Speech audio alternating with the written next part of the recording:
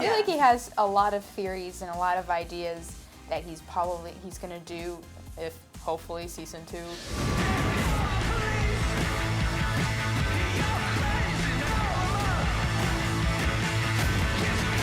I do want to break down this finale with you because I had so many questions afterwards. It did kind of feel like Carrie, but with a supernatural twist.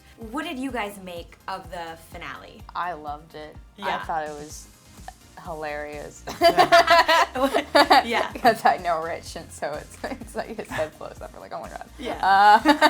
But I feel like it's exactly what should happen because kind of if the whole element and the whole kind of feel of this story is so kind of quick, quick on its feet and very fast-paced, very funny kind of humor that like everything seems to be going one way and suddenly it starts to change and finally she feels like she's becoming friends with everybody and finally having a place in her life and suddenly she blows someone's head up. That's one of the biggest things that could possibly happen towards the end, and that's exactly the way it should go. It's not funny, but It is though. it's kind of a little, has this weird dark humor in it that's just unexplainably like, this is why, how did this happen, you know, type thing. And I feel like that's just the perfect way to end a series. When you watch it in the context of the series, I think it is such a beautiful little bow to put on top of things because it's just, you finally think that she has some semblance of control over herself and things are finally going right, and you're so happy for her, and just to have him to be publicly outed like that, you don't wish that on anyone. I don't want to say anyone deserves to have their head blown up, but I think it really gives a nice setup if things were to progress forward. Shut up!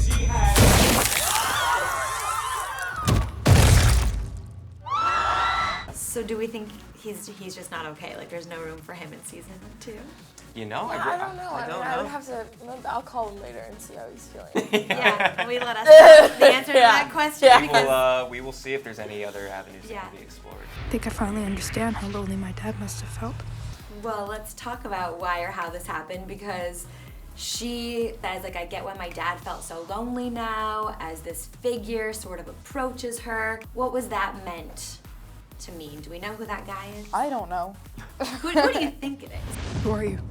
I have a theory. What's your theory? My theory is that it's Stanley from the future. No, you don't really know. I don't know, but like I keep bugging Jonathan about it. I'm like, what if it's Stanley from the future and he comes back in time? I feel like Jonathan's still figuring it out. Yeah. I feel like he has a lot of theories and a lot of ideas that he's gonna do if hopefully season 2. Yeah. Yes, season 2. I think it's gonna happen. Yeah. He's told us kind of some theories, and then halfway through he says, that may not happen. Then you're like, well, okay. So none of us knows. I don't think even Jonathan. Maybe. I think he's keeping it secret from us. Should I be afraid? They should be afraid. Let's begin. She says, should I be afraid? And this person says, they should be afraid. Let's begin. Who is they, at least? I just thought people in general, they should be afraid. People who don't have superpowers. And it's not you who should be afraid, it's them because you have powers. Is the let's begin sort of a, we're gonna start training with the superpowers? Possibly? Maybe. Aren't you worried about being followed? No one's following me, Stan. It's all in my head.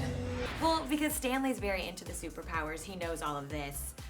Where do you guys see that friendship, relationship going? There's obviously already some tension that's built up through the first season with Stanley and Sydney, like especially near the end where they have like a sort of falling out, and I think that that's something that gets sort of resolved by the end of it, but I think there's still something there, and someone else training or whatever he does with Sydney, I think he won't really appreciate that. Personally, you think there's gonna be some jealousy? Absolutely. Yeah. I think Stanley is gonna have to fight someone. Where does Dina fit into? So he can train her. Putting out some theories, aren't you? Yeah. Where does Dina fit into all of this, do you think? So she got a whole thing to figure out on what happened. Yeah. Then also I just ran off, and she was like, uh-oh. So I don't know. Okay. What I really just would want for Dina anyway is just for her to understand that she doesn't have to please everyone to please herself, because you can really see it in season 1. She's so giving and so loving, and like she's like loves Brad but also is like knows she's hurting Sid, so she goes back to apologize. Like she really isn't, and which is really cool because in most stories, you know, girl gets the guy and then leaves her best friend. Sure. But she kind of goes back. So what I really want for her is to just allow herself to be happy with herself first and make sure that that's coming from her and not from her pleasing others. What would you like to see in a season 2 if it were up to you? I'd like to see a season 2. Oh, what's in it?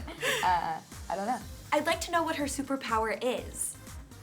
Like what it all means, right? No? Like who it comes from and Yeah. stuff? And like where? Like the back That's end true. of it. I want some more lore. Yeah. That's a good idea. Tell the writers that. Do you Yeah. think we could get that answer in season 2 maybe? I think so. Dear Diary, go yourself. The team behind Stranger Things and the end of the effing world are behind this show. So what was that like for you guys, and are you expecting any sort of comparisons or anything like that? I think we've got plenty of comparisons already. Yeah. I think people's expectations are very clear because of who's behind it, and what we really wanted to create was something unique with a lot of elements that you've seen before, and hopefully we've accomplished that. But yeah, I'd say I was just like excited to see that such amazing people were working behind it, because as Sophia said, the script was really interesting, and being able to trust everyone behind it is really nice. And also working with people who have worked with our friends before, like Finn obviously on Stranger Things, and working with Sean Levy. So. I do feel like it's a little bit different from Stranger Things too. Sure. It's a unique own story. Besides the fact there's a girl with superpowers, I feel like that's actually the only comparison. She's very different from 11. Very different. Yeah. It's her learning how to deal with these superpowers when, with the whole 11 thing, superpowers is all she knows, and she doesn't have a normal life. It's kind of like almost the reverse. You know, Exactly. Sydney has a normal life, and suddenly it starts getting out of control. And that's just a whole different story too. Yeah.